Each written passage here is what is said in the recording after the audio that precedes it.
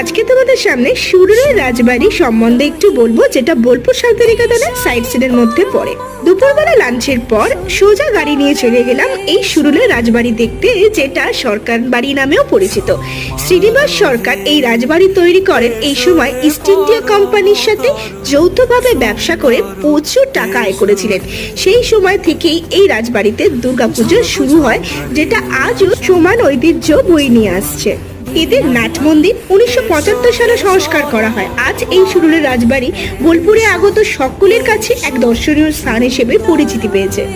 শোনা যায় যে এই বাড়ির লোকেরা সব বিদেশে থাকে, কিন্তু দুর্গাপুজোর সময় সবাই একসাথে হয়ে দারুণ মজা করে দুর্গাপুজোতে।